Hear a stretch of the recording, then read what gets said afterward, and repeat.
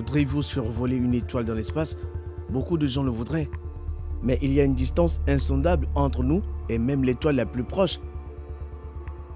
Si seulement nous pouvions trouver un moyen de voyager rapidement, n'est-ce pas? Eh bien, votre désir de voyager vers d'autres étoiles pourrait un jour devenir réalité, puisque Elon Musk, le patron de l'espace, a dévoilé un vaisseau spatial à distorsion. Qu'est-ce qu'un moteur de distorsion? Quand pourriez-vous monter à bord d'un tel vaisseau et à quelle vitesse peut-il se déplacer? Rejoignez-nous pour découvrir le nouveau concept de moteur à distorsion dont tout le monde parle. En raison de leur distance par rapport à nous, les petites étoiles que l'on voit dans le ciel nocturne ont l'air grosses et extrêmement brillantes. Sinon, nous ne pourrions pas les voir. Les étoiles les plus proches de la Terre sont 3 étoiles du système stellaire triple d'Alpha au Centaure, qui se trouvent à environ 4,37 années-lumière. La plus proche de ces étoiles, Proxima Centauri, se trouve à environ 4,24 années-lumière. En outre, il existe également une naine rouge qui se trouve à près de 6 années-lumière de la Terre.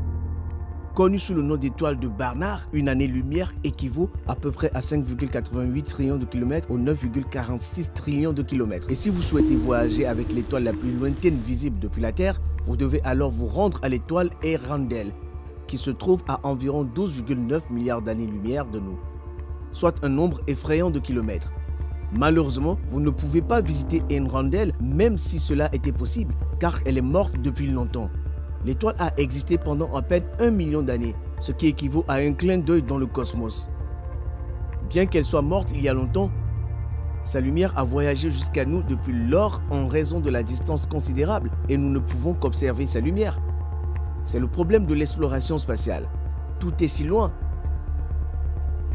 Prenez par exemple une région de notre système solaire qui intéresse Elon Musk. Le milliardaire Elon Musk, PDG de SpaceX et Tesla, veut coloniser Mars. Mais cela signifie qu'il doit trouver un moyen de parcourir les 33,9 millions de kilomètres qui nous séparent de la planète rouge. Et ce, même s'il profite pleinement de la plus courte distance qui sépare les deux mondes. S'il n'est pas correctement programmé, tout vaisseau spatial se rendant sur Mars pourrait avoir à supporter jusqu'à 250 millions de kilomètres à la distance la plus éloignée entre les deux mondes, connue sous le nom d'Aphélie. Dans le meilleur des cas, les explorateurs de Musk devront voyager vers Mars pendant environ 5 mois. Musk fantasme également sur des voyages bruts vers d'autres planètes comme Jupiter ou Neptune. Toutefois, tant que des visionnaires comme Musk n'auront pas mis au point un moyen beaucoup plus rapide de voyager dans l'espace, nous serons limités dans nos possibilités d'exploration. Outre le temps, le carburant est un problème majeur. Il est presque impossible pour un vaisseau spatial, par exemple, de transporter suffisamment de carburant pour atteindre n'importe quelle étoile, sans parler de l'étoile la plus proche. Même un voyage vers Mars nécessite l'utilisation de nombreux autres vaisseaux spatiaux pour ravitailler le vaisseau sortant. Mais que se passerait-il si nous pouvions voyager à la vitesse de la lumière? Assurément, tout deviendrait plus facile. La lumière voyage rapidement dans l'espace. C'est pourquoi les distances interstellaires sont mesurées en années-lumière. Les années-lumière représentent la distance que la lumière peut parcourir en un an, soit environ 9,46 billions de kilomètres. Ce qui signifie que nous pouvons nous rendre à Proxima du Centaure en 4,24 ans environ. Si cela vous semble trop long, pensez à d'autres endroits où nous pourrions voyager. La Lune, par exemple, ne sera qu'à 1 seconde de distance et le Soleil ne sera qu'à 8 minutes de voyage pour nous. Musk serait ravi de lancer ses colons martiens à une vitesse de 300 000 km par seconde ou 186 000 km par seconde. Dans le pire des cas, ils arriveraient sur leur nouvelle planète d'accueil en seulement 22,4 minutes. Dans le meilleur des cas, le voyage ne prendrait que 3 minutes. Quiconque regrette de quitter la Terre peut facilement y retourner.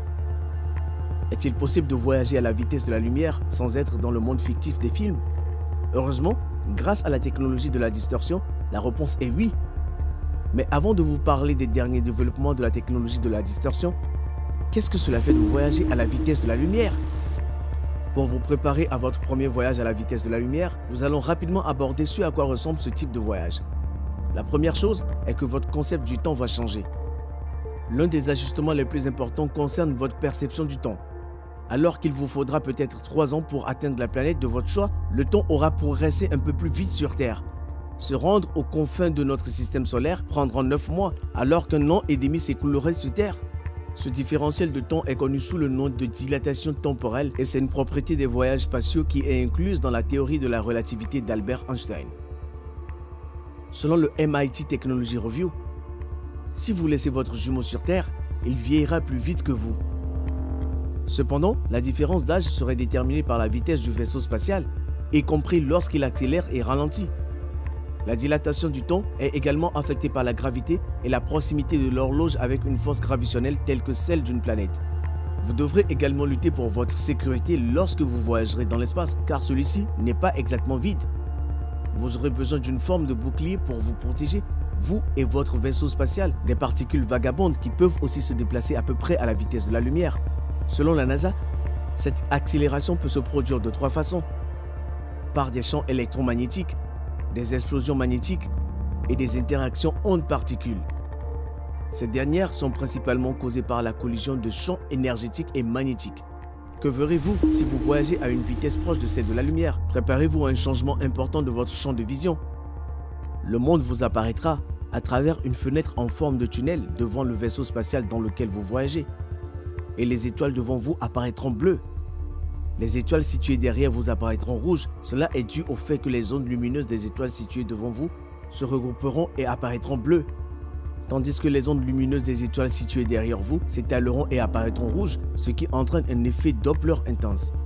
À partir d'une certaine vitesse, vous ne verrez que du noir, car la longueur d'onde de la lumière qui pénètre dans vos yeux se situe en dehors du spectre visible. Si vous avez décidé de voyager à la vitesse de la lumière, nous allons vous expliquer comment la distorsion peut rendre un tel voyage possible. La compréhension actuelle de l'espace-temps par les physiciens est basée sur la théorie de la relativité générale d'Albert Einstein. Selon la relativité générale, l'espace et le temps se confondent et rien ne peut aller plus vite que la vitesse de la lumière. En outre, la relativité générale définit comment la masse et l'énergie déforment l'espace-temps. Les objets lourds comme les étoiles et les trous noirs courbent l'espace-temps autour d'eux.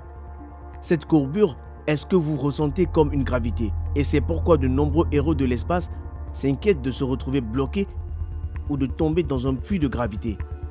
En 1994, le physicien théorique mexicain Miguel Alcubierre a démontré qu'il était mathématiquement possible de rétrécir l'espace-temps devant le vaisseau spatial tout en le dilatant derrière sous les contraintes de la relativité générale.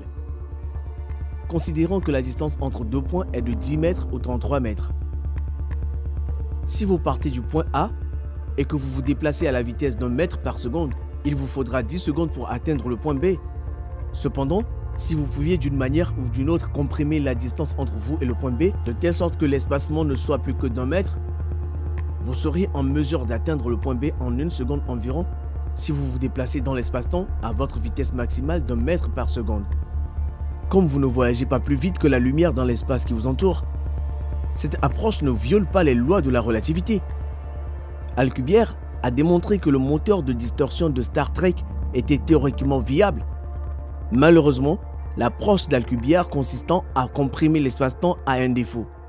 Elle nécessite l'utilisation d'une énergie ou d'une masse négative.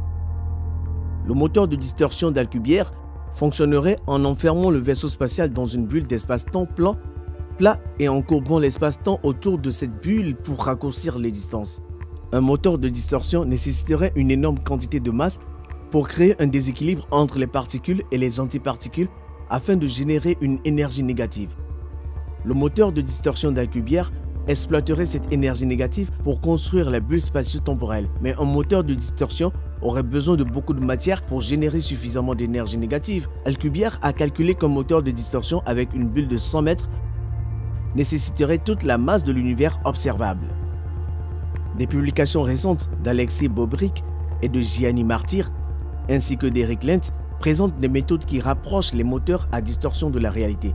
Bobrik et Martyr réalisent qu'en modifiant l'espace-temps à l'intérieur de la bulle d'une certaine manière, ils pourraient supprimer la nécessité d'utiliser de l'énergie négative. Cependant, cette méthode ne permet pas d'obtenir un moteur de distorsion capable de voyager indépendamment plus vite que la lumière.